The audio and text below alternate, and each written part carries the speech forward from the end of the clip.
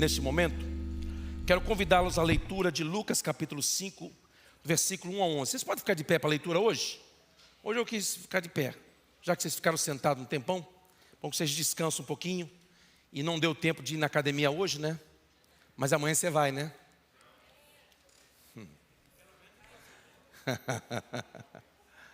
Dá para ver que você não está indo. Dá para ver. Lucas 5, capítulo 5, a partir do versículo 1. Está na tela aí também, em inglês e português também, tá bom? Aconteceu que, ao apertá-lo a multidão para ouvir a palavra de Deus, estava ele junto ao lago de Genezaré, e viu 2 barcos junto à praia do lago, mas os pescadores, havendo desembarcado, lavavam as redes. Repita, lavavam. Entrando em um dos barcos, que era o de Simão, pediu-lhe que o afastasse um pouco da praia. E assentando-se, ensinava do barco as multidões. Quando acabou de falar, disse a Simão: faze-te ao largo e lançai as vossas redes para pescar. Respondeu-lhe Simão: mestre, havendo trabalhado toda a noite, nada apanhamos. Mas sob a tua palavra lançarei as redes. Isto fazendo, apanharam grande quantidade de peixes e rompiam-se-lhes as redes. Então fizeram sinais aos companheiros do outro barco, para que fossem ajudá-los. E foram, e encheram ambos os barcos, a ponto de quase irem a pique. Vendo isto, Simão Pedro prostrou-se aos pés de Jesus, dizendo: Senhor, retira-te de mim, porque sou pecador. Pois à vista da pesca que fizeram, a admiração se apoderou dele e de todos os seus companheiros, bem como de Tiago e João, filhos de Zebedeu, que eram seus sócios. Disse Jesus a Simão: não temas, doravante serás pescador de homens. E arrastando eles os barcos sobre a praia, deixando tudo, o seguiram. Pode dizer amém? Amém. Pode tomar o teu assento, por favor.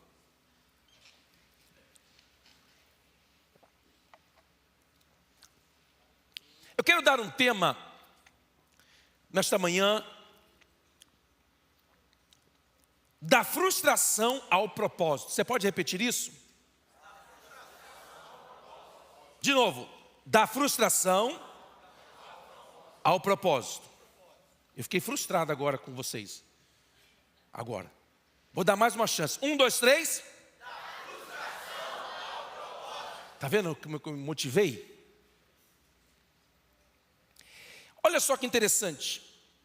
Alguém aqui já fez planos calculados que deram errado?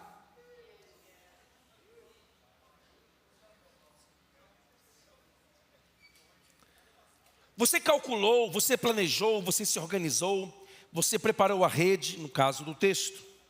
Você convidou os seus sócios e você disse: olha, vamos sair para pescar, vamos à noite, depois da janta, a gente janta, bate um papo, depois a gente sai para pescar. E a gente hoje, olha, vai ser uma pesca maravilhosa, porque nós estamos precisando, os negócios não estão indo tão bem, a gente precisa de uma pesca para que as coisas mudem. Então, olha, o céu está tudo indicando, fizeram a leitura do clima, do dia, da atmosfera, das nuvens, da lua, das estrelas, saíram.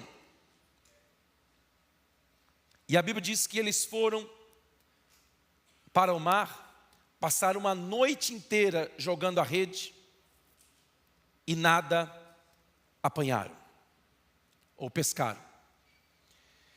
Aí imagine só a frustração daqueles pescadores profissionais que saíram para pescar voltando com o barco. É igual alguns irmãos aqui quando foram pescar. Foram pescar e aí falou que o barco era ruim, o mar estava ruim, o sol estava muito quente, ventou muito. Não pescaram. Eu já me contei algumas vezes aqui a história de eu pescar. Por isso que vocês não me convidem para pescar, porque eu não gosto. Não gosto. Eu não tenho paciência. Eu sou muito agitado para ficar esperando o peixe. Eu vou no açougue e compro logo, ele já veio fisgado. limpo, pronto. Mas tem gente que gosta de ficar lá, joga o anzol. Eu não tenho essa paciência, mas não estou dizendo que isso é uma virtude, não ter paciência. É ruim, é uma sensação ruim, quando você não consegue pescar. As 3 tentativas de pesca que eu fiz aqui, deram errado. Então isso me desmotivou, apesar de que tem alguns irmãos aqui que vão e conseguem pegar um peixe desse tamanho, bem grande.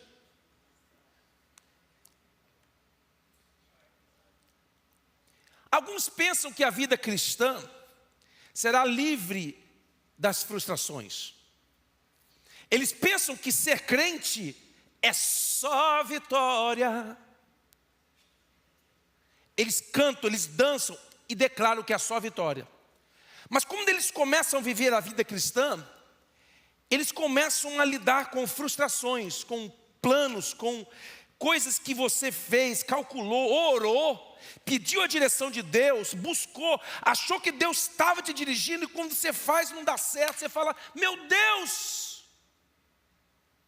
Aí vem a frustração, a decepção. E aí eu aprendo várias coisas com esta lição, com este episódio que aconteceu. Primeira lição que eu aprendo aí: aprenda a lidar com a frustração. Diga para quem está do seu lado, você precisa melhorar, hein? Você precisa aprender a lidar com a frustração. Tem pessoas que quando são frustradas ficam surpresas, como se isso não fosse acontecer em algum momento da sua vida, ou várias vezes na sua vida. Tem pessoas que quando são frustradas, elas se fecham, se trancam, bloqueiam as pessoas nas redes sociais, não querem saber de nada, não atende o telefone, ela fica frustrada como se isso nunca fosse acontecer, fosse coisas que não deveriam acontecer na vida. Quando você vai lidar com pessoas, aprenda a lidar com a frustração, com a decepção.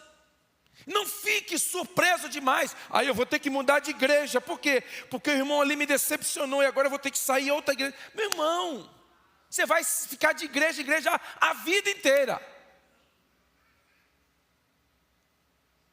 Redes vazias não significam ausência de propósito.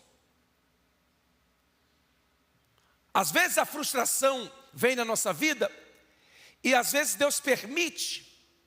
Para quê? Muitas das vezes para nos posicionarmos melhor.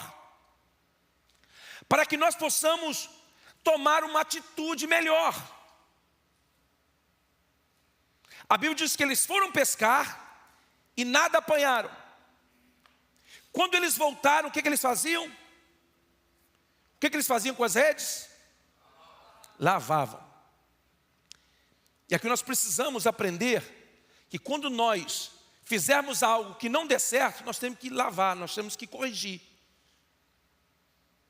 Agora não vou dar certo, eu vou jogar essa rede fora, eu vou furar esses barcos, vou afundar tudo, vou largar tudo. Tem pessoas que passam por frustrações na vida, nos relacionamentos, e ao invés de lavar, ao invés de corrigir, ao invés de reparar, ele joga tudo por ar. Desiste de tudo.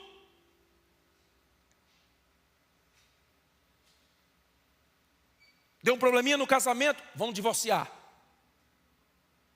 Vamos separar, que é melhor separar. Meu irmão, eu tenho 35 anos de escritório, de gabinete pastoral. Eu nunca vi um divórcio abençoado, nunca vi. Eu nunca vi um divórcio que deu certo. Pergunta às pessoas que passaram por isso, a dor, o sofrimento, a decepção, o abandono, o sentimento que fica é terrível. E nós precisamos aprender de que as frustrações, elas acontecem na nossa vida, mas nós não perdemos o nosso propósito. Situações surgem, mas nós precisamos aprender. Quando acontecem, sabe o que, cara? Eu vou lavar essa rede. Eu vou corrigir, da próxima vez eu não vou errar, não vou cometer os mesmos erros. Mas tem pessoas que não aprendem com os erros dela. Elas continuam cometendo o mesmo erro.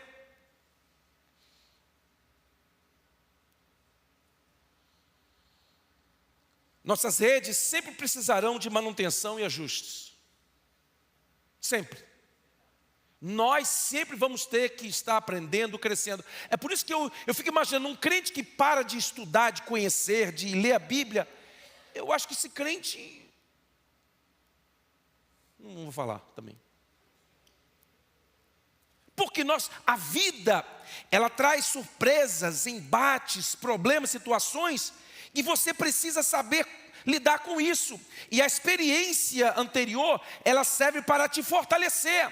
As frustrações anteriores, elas servem para dizer, cara, você superou aquela, foi difícil, mas agora vem outra, eu vou superar essa também.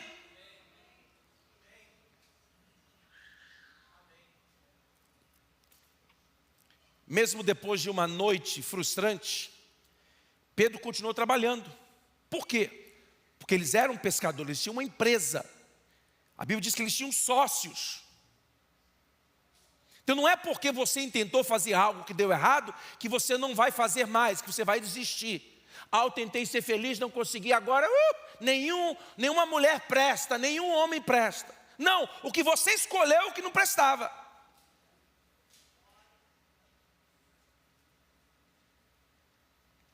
E com esse avanço da ideologia de gênero, os homens estão ficando cada vez mais escassos. Porque alguns homens estão passando a gostar de outros homens e estão tirando outros homens do mercado. Concorrendo com você, que é solteiro. O negócio está ficando feio.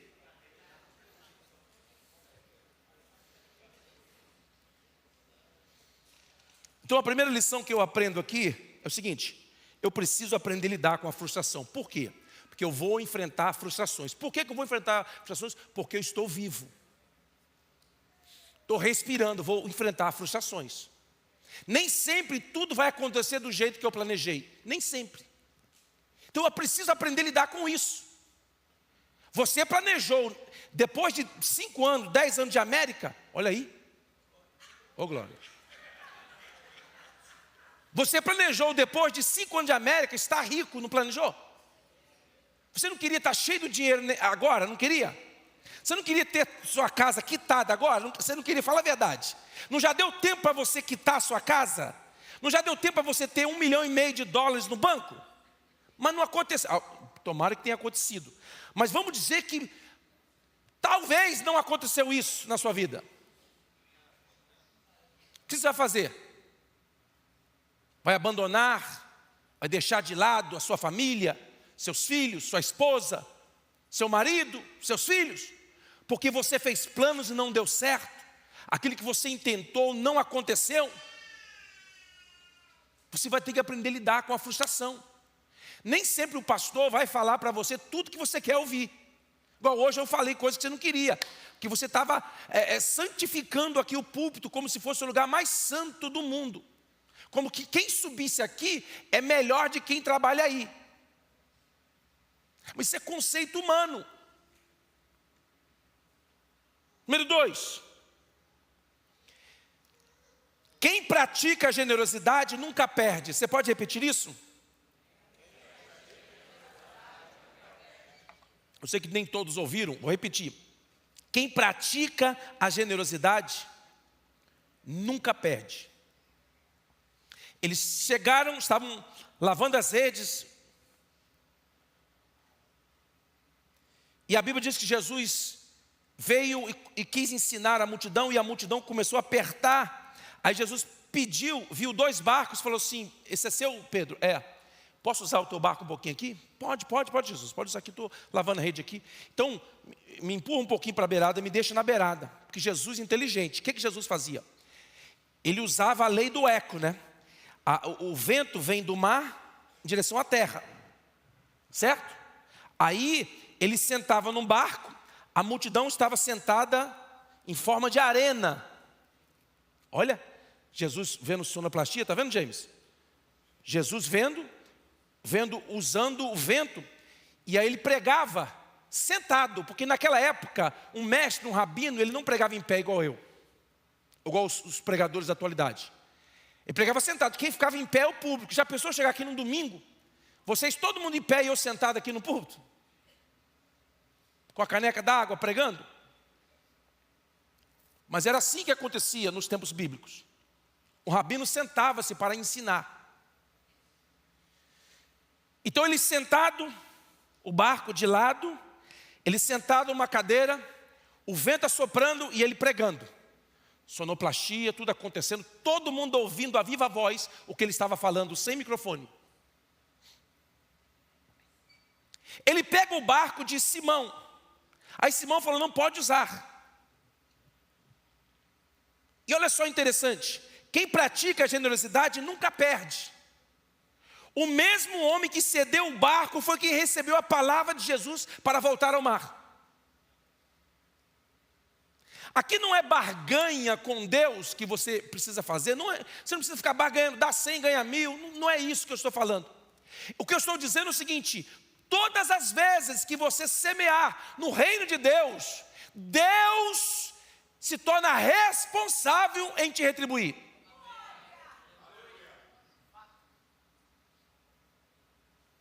Você e eu, nós devemos servir sem esperar nada em troca. Servir a Deus por quem Ele é.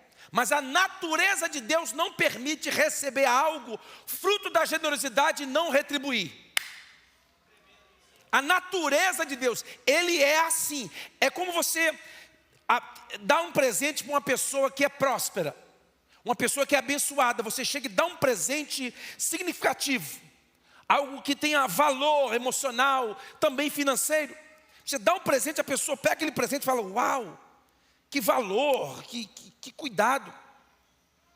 Aqui na igreja tem uma pessoa que todos os meus aniversários, há mais de 10 anos, me dá $100, $150, $200, todo. Não estou falando aqui para você me dar presente não, tá? Só estou dando um exemplo que me veio na mente. Aí eu fico pensando, eu falo para minha esposa, olha só, essa pessoa não trabalha, vive de salário semanal. Essa pessoa não é rica, a pessoa sobrevive com dignidade. Mas todo aniversário, esta pessoa se preocupa de me dar um presente, de escrever um cartão para mim. Aí eu fico tentando retribuir de alguma forma.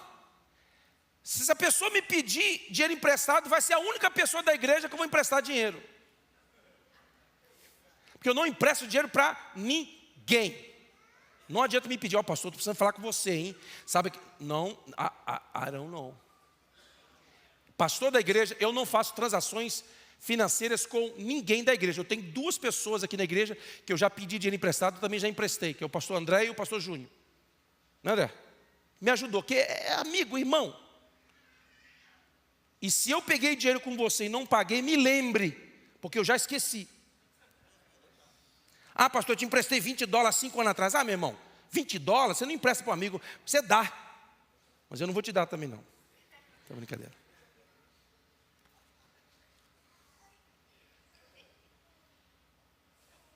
Não há como você servir a Jesus e não receber dele as bênçãos.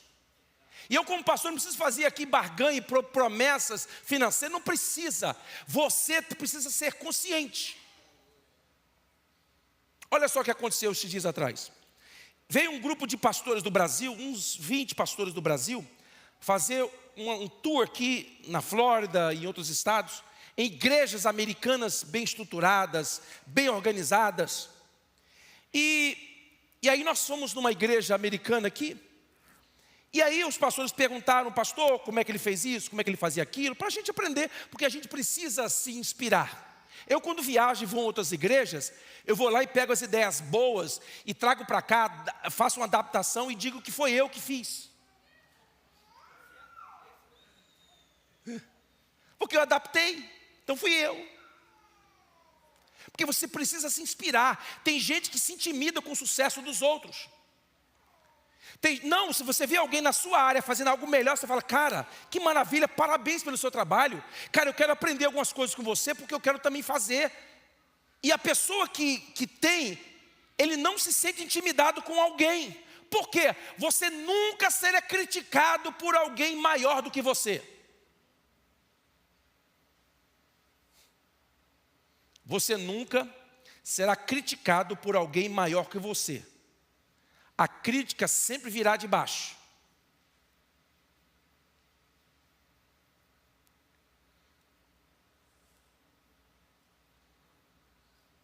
A generosidade, quem pratica a generosidade nunca perde. Aí eles perguntaram ao pastor, como é que você tira oferta aqui na igreja? Como é que você tira oferta?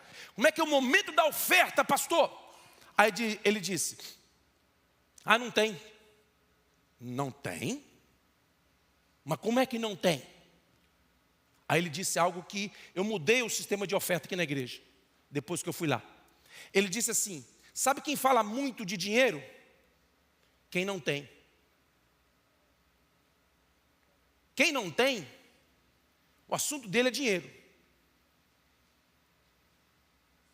Aí eu falei, Aí eu estava com 20 minutos de palavra de oferta, aí eu diminui para 15, aí eu diminui para 10, aí eu diminui para 5, e agora eu não estou tendo palavra nenhuma, 1 minuto só. Você acredita que a entrada da igreja ficou a mesma coisa? Você acredita nisso? Quer dizer que eu ficava 15 minutos do culto tentando convencer um avarento para ofertar. Irmão, quem é avarento não oferta. Quem não é fiel a Deus é infiel, não adianta. Isso é uma questão de caráter. Uma pessoa que não tem generosidade para ofertar, ela não vai ofertar, ponto. E para você fazer essa pessoa ofertar, você tem que colocar aqui na tela um monte de menininho com a barriga grande, catarrento, chorando uma música solada por um violino. Aí ele chora, ele vai dar $10. Ou então você tem que ficar vendendo coxinha e quibe para fazer ele dar $1 para a igreja, $5 para a igreja. Você tem que colocar um trem na barriga dele, senão ele não dá. Aí você faz uma coisa na igreja, o crente dá, está muito caro esse almoço, não sei o quê. Miserável.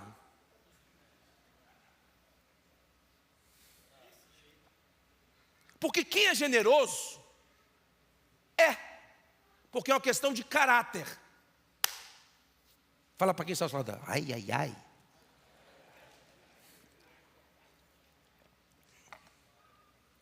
Quem pratica a generosidade, nunca perde.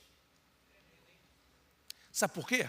Porque quando você pratica a sua generosidade, Deus estabelece uma aliança com você. Quando você diz, Deus, eu gostaria muito de dar $10, mas eu não tenho $10. Mas eu tenho $1, $5, de alguma coisa. Eu vou ajudar, vou participar. Aí Deus olha dos céus, Deus sabe que você não tem, porque tem gente que tem uma memória seletiva. Na hora que ele vai comprar uma casa, ele se lembra de tudo que ganha. Qual é o teu salário? É isso, aquilo outro. Aí na hora da dízimo, ele, rapaz, quanto que eu ganho mesmo, hein? Dá uma amnésia seletiva nele.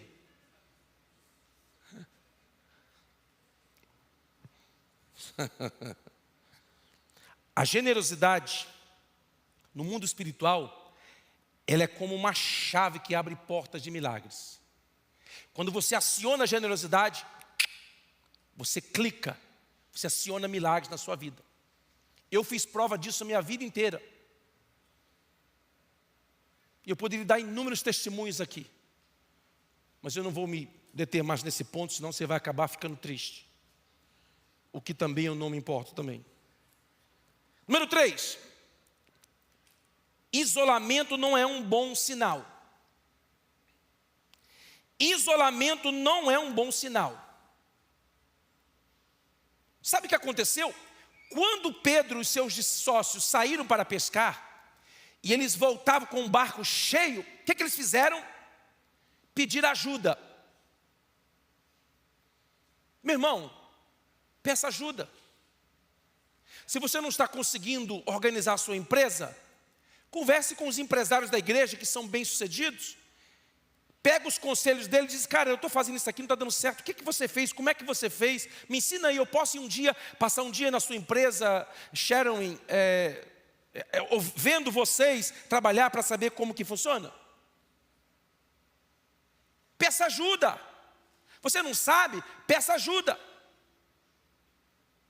Não tente fazer tudo sozinho, não tente se virar sozinho.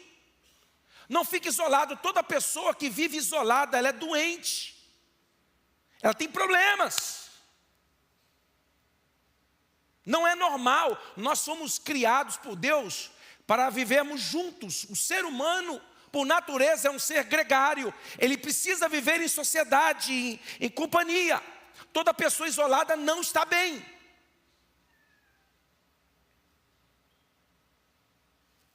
Peça ajuda.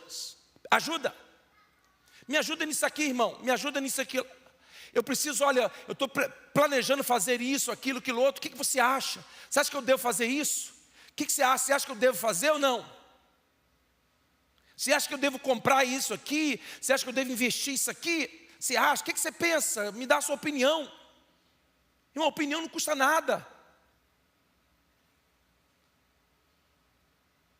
Eles fizeram uma grande pesca. E o barco deles estava indo a pique. Estava pesado demais para o barco. O que eles fizeram? Chamaram outros barquinhos. Meu irmão, quando você semeia com generosidade, você pode esperar que vai chegar a tua hora.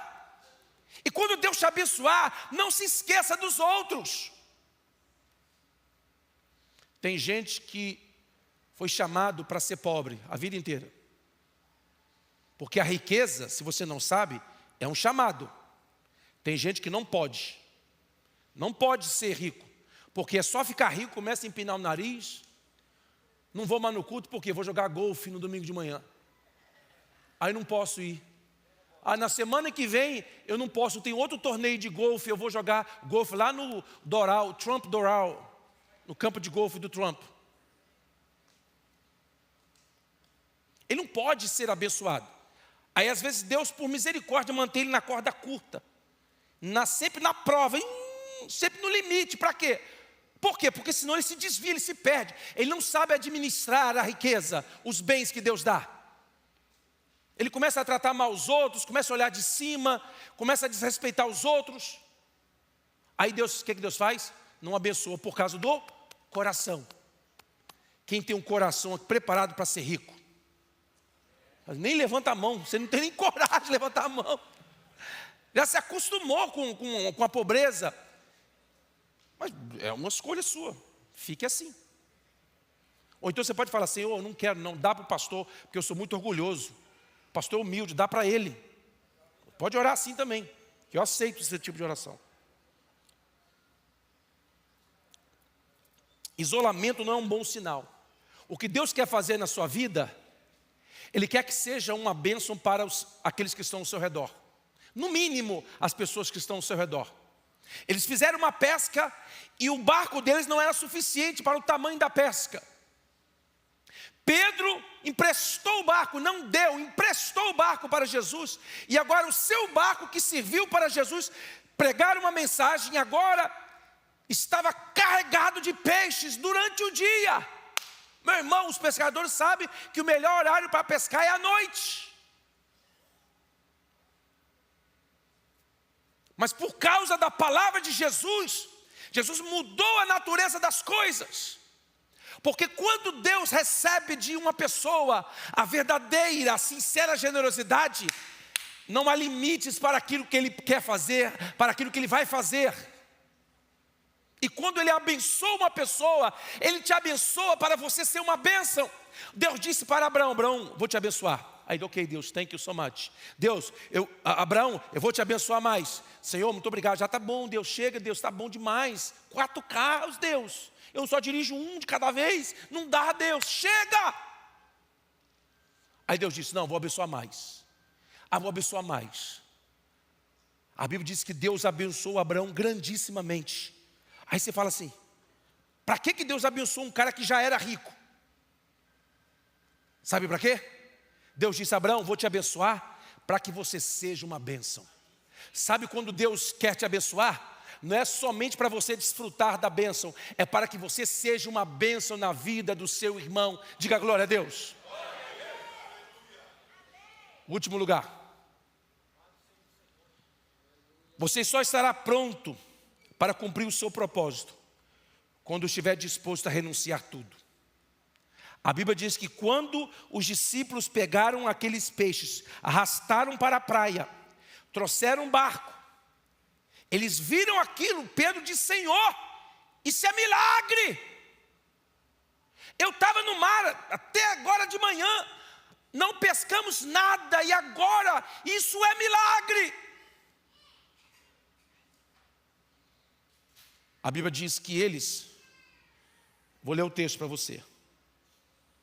E arrastando, versículo 11. Versículo 11. E arrastando eles os barcos sobre a praia, deixando tudo, o seguiram. Todo verdadeiro ministério tem a marca da renúncia. É por isso que eu não acredito muito nessas chamadas de alguns pastores, não muitos, de alguns pastores do Brasil que vêm para cá. Para quê? Para viver bem. Não há nada de errado em viver bem. Para ter uma casa, não há nada de errado em ter uma casa. Para ter um carro bom, não há nada de errado em ter um carro bom.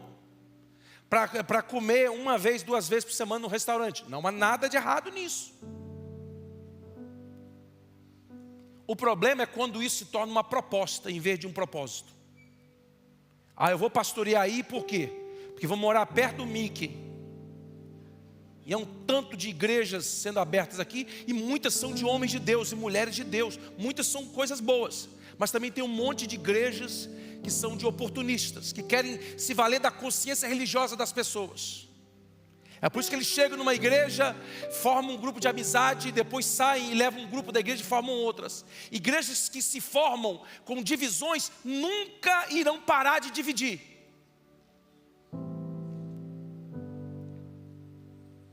A verdadeira chamada não é uma proposta, mas é um propósito. A verdadeira chamada tem uma marca, a marca da renúncia. Você tem que abrir mão de alguma coisa.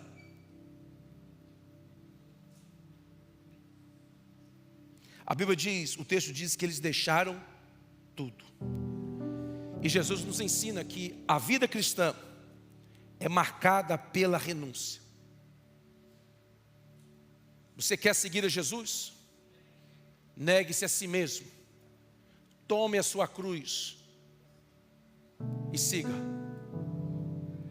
Essa é a marca do Evangelho. Você quer ter uma grande colheita na sua vida, uma grande pesca? Aprenda os princípios bíblicos. Coloque em prática. Não fale para ninguém o que você está fazendo. Coloque em prática e veja se Deus não cumprirá a sua palavra na sua vida.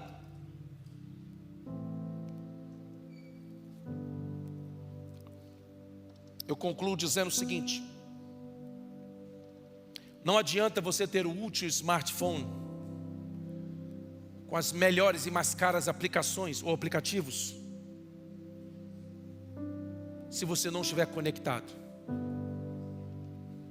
Se você não estiver conectado, a maioria dos aplicativos não vão funcionar. Você vai ter um telefone maravilhoso, que vai servir para iluminar, de lanterna, de relógio, de bússola, mas vai perder o seu propósito original, que é conectar, que é estabelecer comunicação, diálogo. Não adianta você se encher de capacitações, não adianta você se preparar da melhor forma possível, não há nada contra isso, e você não estiver conectado com a fonte do seu propósito, que é Jesus. Pedro tinha um barco, tinha as redes, tinha os sócios, tinha experiência, mas ele não estava conectado com Jesus. Ele não estava conectado. A partir do momento que ele cedeu o barco para Jesus pregar, a sua generosidade conectou-se com o espiritual. E a partir daquele momento, ele passou a ter uma grande pesca. Por quê? Porque estava conectado. Deus tem coisas grandes para fazer na sua vida, mas é preciso você estar conectado de forma certa. É preciso. Sabe aquele celular que você compra, aí você fica lá no Brasil, tendo que falar com a pessoa, não, eu tenho que ficar assim por causa do sinal, está fraco. Você precisa fortalecer essa comunhão com Ele. Você precisa aprender os princípios bíblicos que Deus opera. Deus não opera no egoísmo, no narcisismo. Deus opera na generosidade, de você chamar o seu companheiro e dizer: eu estou sendo abençoado, vem cá que eu vou te abençoar também. Vem cá que eu vou te ajudar. Vou dar um exemplo para você. A nossa igreja, começamos um trabalho, uma visão que Deus me deu de discipulado e de formação de discípulos de Cristo, através das mentorias. Aí pegamos os pastores que Deus nos deu aqui, são muitos homens e mulheres competentes, dedicados, escrevemos material, e preparamos e começamos um trabalho sem muita pretensão, achando que talvez não daria certo, mas vamos fazer. E todos os anos aqui, juntando homens e mulheres, são mais de 500 pessoas que passam pelas nossas mentorias. Não é questão de números, mas olha só, nós queríamos fazer um discípulo de 10, 15 pessoas, agora estão fazendo mais de 500 pessoas. Durante um ano, mais de 500 certificados que são entregues. Aí veio pessoas de outras igrejas, sentavam aqui na classe, perguntaram: a gente pode participar? Eu falei: pode. Pastor, eu posso pegar essa apostila e levar para a minha igreja e fazer lá? Pode. Teve pastores de outra igreja que vieram aqui, eu entreguei as cópias de várias apostilas de mentoria para começar na igreja dele. Eu fui com ele, conversei com ele, falei: pastor, faça assim. Aqui da região, irmão, estou falando de pastor longe não, aqui em Boca. Porque o reino de Deus, irmãos, não é um negócio pessoal, em que você faz e ninguém pode ter, não. Ajude. Esses dias atrás, uma igreja pediu ajuda para que a irmã Flávia fosse ajudar, não é isso, Flávia? No dia de culto, o pastor perguntou: pastor, ele falou assim: pastor, eu vou falar com cautela, porque isso é muito difícil acontecer, mas eu vou me arriscar, porque pelo que a irmã falou comigo, você é flexível. Eu preciso dessa irmã aqui nos dias de culto da sua igreja, para ajudar a gente a estabelecer essa classe de crianças especiais aqui na igreja, e eu não tenho ninguém, você libera ela. Eu falei assim: quantos cultos ela quiser ir, ela pode ir. No dia do culto da igreja. Ah, por que você faz isso, pastor? Você está descuidando da sua igreja. Não, irmão. Ei, isso aqui é reino. Isso aqui não é business pessoal, não.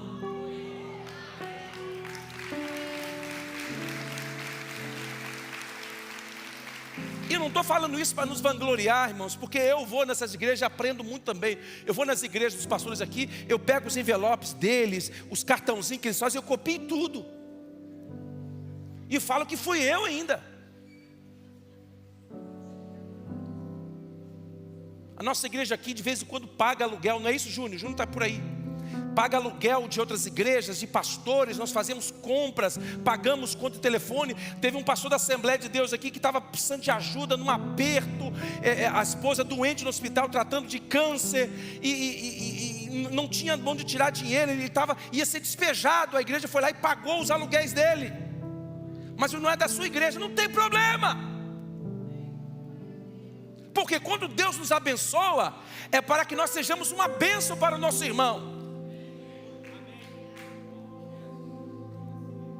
Aí as pessoas chegam aqui: como é que Deus está abençoando o pastor? O que ele está fazendo? Que estratégia é essa? Não tem estratégia, irmão, não tem estratégia científica, programas de IA, não tem, irmãos. É generosidade, é amor, é respeito. E aqui na igreja nós temos pessoas de diversas formações teológicas, nós temos pastores, irmãos de diversas formações. Pastor, como é que consegue congregar aqui? Porque eu não fico debatendo teologia com ninguém, meu irmão. Vamos sair em pé? Quando você recebe com amor essa palavra. Da frustração ao propósito. Pedro saiu de uma pesca frustrada. Os discípulos, Pedro, Tiago e João, que estavam ali, estavam frustrados, decepcionados. Saíram de uma frustração para uma pesca extraordinária. É isso que Deus quer fazer na minha e na sua vida. Deus quer transformar as nossas frustrações em vitórias, em triunfos. Mas sabe o que nós precisamos fazer? Não podemos desistir. Tem vezes que você vai ter que ficar lavando rede e costurando rede. Tem vezes que você vai fazer coisas que não vai dar certo. Meu irmão, quantas e quantas coisas eu tentei fazer aqui na igreja que não deu certo. Você só conhece as que dão certo. E aqui o ministério de jovens, de crianças, adolescentes, de homens, mulheres, qualquer um. Quando eu estou fazendo uma coisa não deu certo, não dá certo, é o pastor, cara. O pastor não tem visão. Esse pastor está faltando visão, cara. Deus precisa dar visão a ele. Aí quando dá certo, rapaz, que trabalho maravilhoso que Deus está me dando para fazer, hein? É o pastor? Não, o pastor não, o pastor só ajuda. E eu estou bem com isso também. I'm fine. Está ruim um trabalho? Está faltando visão, pastor. Aí começa a fazer um trabalho, pum, cresceu, ampliou. Rapaz, como Deus tem me abençoado, hein? Esse mesmo. Deus quer transformar as suas frustrações em propósito. Mas enquanto isso não acontece, lave as suas redes, mude as suas estratégias, costure as suas redes. Está rasgando? Costure. Está suja a rede, cheia de toco, cheia de problema, tentou fazer algo, não deu certo, limpe os tocos, lave. E é assim que eu faço aqui na igreja. Eu chego para os líderes e falo, monta uma estratégia para o ministério. Ele monta. Deu certo? Foi eu que fiz ainda. A ideia foi minha. Deu errado, foi você. Quando você for pastor, você faz isso com os outros também. Porque fizeram isso na minha vida há muitos anos e agora estou semeando também isso. Brincadeira. Deus quer transformar as suas frustrações em propósito. 2026 está aí, acabamos de passar da metade do ano, não passamos? Passamos, né? Hã? Estamos ou não? O irmão diz ali, quais? Não, nem quase, quais? Quem sabe o que você planejou não aconteceu. Tem essa segunda metade do ano. Você precisa continuar lavando as suas redes, costurando aquilo que não deu certo, aquilo que rompeu, aquilo que... Costura, crente. Lave as redes. Diga, ó, eu vou melhorar. Eu vou fazer um treinamento. Eu vou fazer um curso. Eu vou estudar, vou melhorar. Eu vou me tornar uma melhor versão de mim mesmo. Eu vou me reinventar. E eu vou ver Deus fazer, porque Deus me prometeu. Eu estou na direção certa, só não estou fazendo as coisas certas, mas eu estou na direção certa.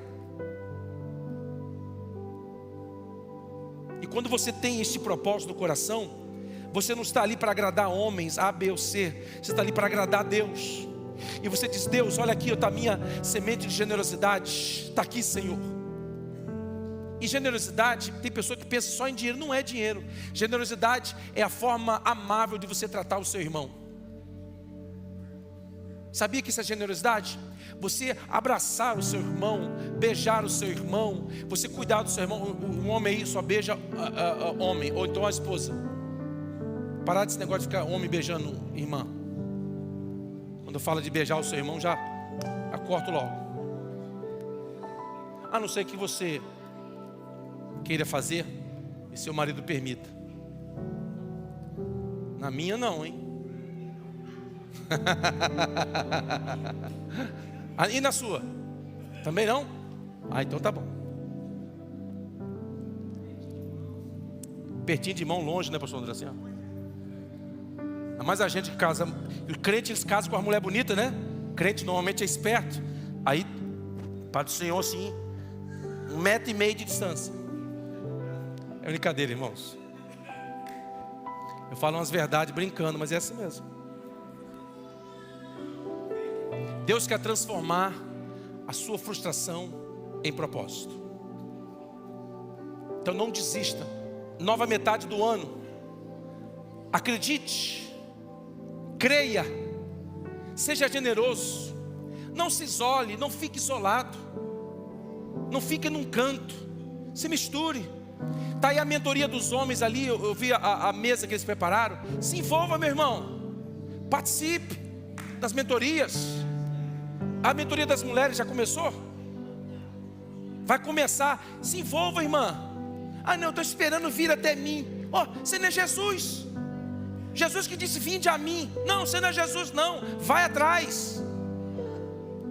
Participe da mentoria, se envolva. Ajude os ministérios. Coopere na diaconia, no ministério infantil. Ajude, faça a sua parte. Conserte as suas redes. Lave as suas redes. Enquanto você lava as suas redes, costura as suas redes, Deus está te restaurando, te fortalecendo. Para quê? Porque tem uma pesca muito maior do que você pensava. Tem algo muito maior para a sua vida. E você não pode ficar preso à frustração do passado. Não fique preso à frustração do passado. Levante a sua cabeça e diga, olha, Deus vai fazer por mim um milagre. Deus vai fazer na minha vida, qualquer área, se é na área financeira, se é na área sentimental, se é na área familiar. Diga, Deus vai fazer um milagre na minha vida. Levante a sua mão para o céu. Pai, eu te dou graças pela tua palavra, que é alimento espiritual para nós. Eu te peço, Senhor, que cada uma dessas vidas que aqui estão sejam abençoadas por esta palavra e possam se posicionar cada vez melhor em direção à tua vontade, ao teu propósito.